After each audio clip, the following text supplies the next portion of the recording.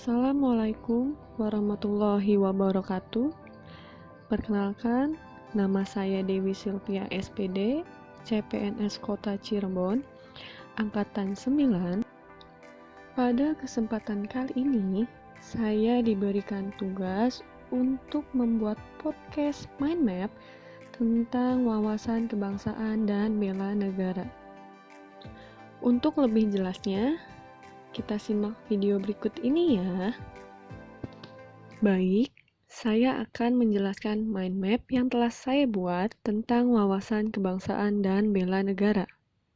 Pertama, saya akan menjelaskan tentang wawasan kebangsaan terlebih dahulu.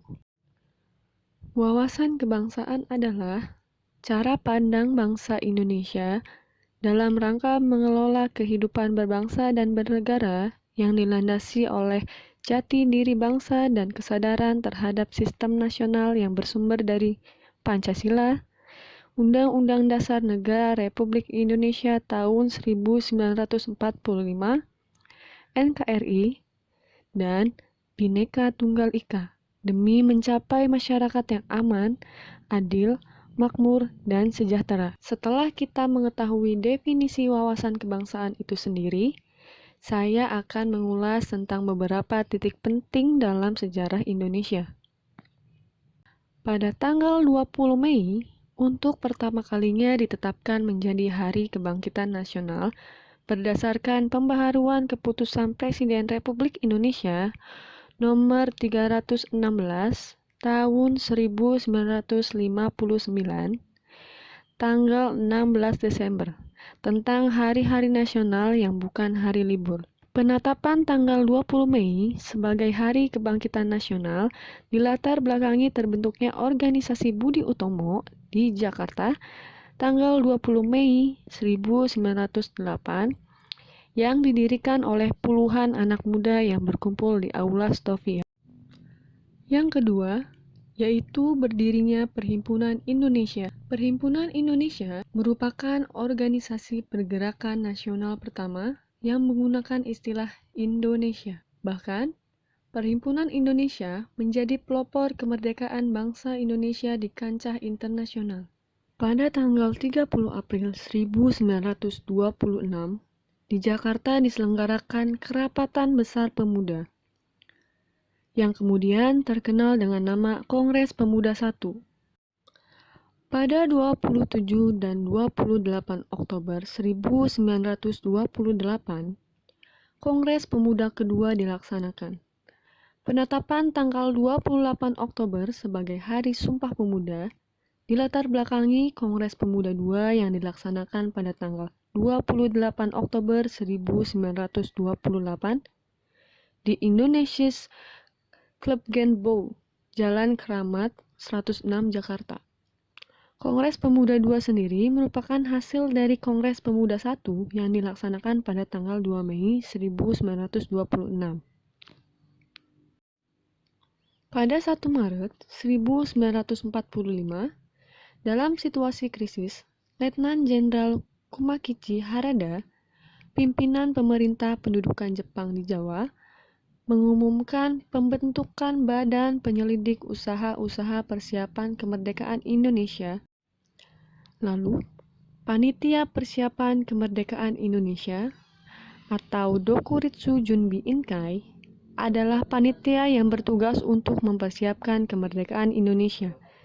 PPKI dibentuk sesaat setelah BPUPKI dibubarkan oleh Jepang, karena BPUPKI dianggap terlalu cepat mewujudkan kehendak Indonesia merdeka, dan juga menolak adanya keterlibatan pemimpin pendudukan Jepang dalam persiapan kemerdekaan Indonesia.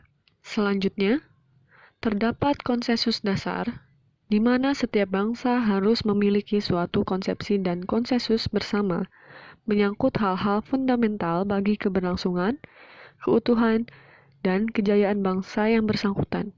Konsensus dasar yang dimiliki oleh Indonesia yang pertama adalah Pancasila. Pancasila secara sistematik disampaikan pertama kali oleh Insinyur Soekarno di depan sidang BPUPKI pada tanggal 1 Juni 1945. Oleh Bung Karno dinyatakan bahwa Pancasila merupakan filosofis Grundslag, yaitu suatu fundamen, filsafat, pikiran yang sedalam-dalamnya, merupakan landasan atau dasar bagi negara merdeka yang akan didirikan. Selain berfungsi sebagai landasan bagi kokoh tegaknya negara dan bangsa, Pancasila juga berfungsi sebagai bintang pemandu atau lead star, sebagai ideologi nasional, sebagai pandangan hidup bangsa, sebagai perekat atau pemersatu bangsa, dan sebagai wawasan pokok bangsa Indonesia dalam mencapai cita-cita nasional. Lalu, selanjutnya, Bhinneka Tunggal Ika. Bhinneka Tunggal Ika dilontarkan secara lebih nyata pada masa Majapahit. Perumusan Bhinneka Tunggal Ika pada dasarnya adalah sebuah pernyataan daya kreatif dalam upaya mengatasi keanekaragaman kepercayaan dan keagamaan. Di kemudian hari, rumusan tersebut telah memberikan nilai-nilai inspiratif terhadap sistem pemerintahan pada masa kemerdekaan, dan bahkan telah berhasil menumbuhkan rasa dan semangat persatuan masyarakat Indonesia. Sesuai makna semboyan Bhinneka Tunggal Ika, yang berarti berbeda-beda tetapi pada hakikatnya satu.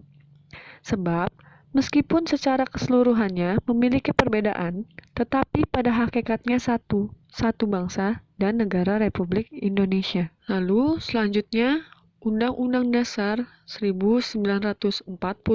Undang-Undang Dasar memiliki fungsi yang khas, yaitu membatasi kekuasaan pemerintah sedemikian rupa, sehingga penyelenggaraan kekuasaan tidak bersifat sewenang-wenang. Dengan demikian, diharapkan hak-hak warga negara terlindungi. Selanjutnya, NKRI. Keberadaan Negara Kesatuan Republik Indonesia tidak dapat dipisahkan dari peristiwa Proklamasi Kemerdekaan 17 Agustus 1945. Karena melalui peristiwa proklamasi tersebut, bangsa Indonesia berhasil mendirikan negara sekaligus menyatakan kepada dunia luar atau bangsa lain bahwa sejak saat itu telah ada negara baru, yaitu Negara Kesatuan Republik Indonesia. Selanjutnya, identitas NKRI. Negara kita memiliki identitas NKRI berupa bendera Sang Merah Putih. Bahasa yang digunakan di negara kita adalah bahasa Indonesia. Lambang negara Indonesia adalah Garuda Pancasila, dan negara kita mempunyai lagu kebangsaan yaitu Indonesia Raya. Identitas inilah yang membedakan kita dari negara lainnya. Baik, selanjutnya kita lanjut ke materi nilai-nilai bela negara. Definisi dari bela negara adalah tekad, sikap, dan perilaku, serta tindakan warga negara yang dijiwai oleh kecintaannya kepada NKRI dalam menjamin kelangsungan hidup dari berbagai ancaman. Keikutsertaan warga negara Indonesia dalam usaha bela negara salah satunya dilakukan dalam pendidikan kewarganegaraan dengan pembinaan kesadaran bela negara dengan menanamkan nilai dasar bela negara. Di antaranya yaitu cinta tanah air, sadar berbangsa dan bernegara, setia pada Pancasila sebagai ideologi negara, rela berkorban untuk bangsa dan negara, dan kemampuan awal bela negara. Sebagai aparatur sipil negara, selain kita harus menanamkan nilai dasar bela negara, kita juga harus menanamkan nilai dasar ASN, yaitu memegang teguh ideologi Pancasila, mengabdi kepada negara dan rakyat Indonesia, menjalankan tugas secara profesional, dan membuat keputusan berdasarkan prinsip keahlian. Sekian penjelasan mind map tentang wawasan kebangsaan dan nilai-nilai bela negara yang dapat saya sampaikan. Terima kasih. Wassalamualaikum warahmatullahi wabarakatuh.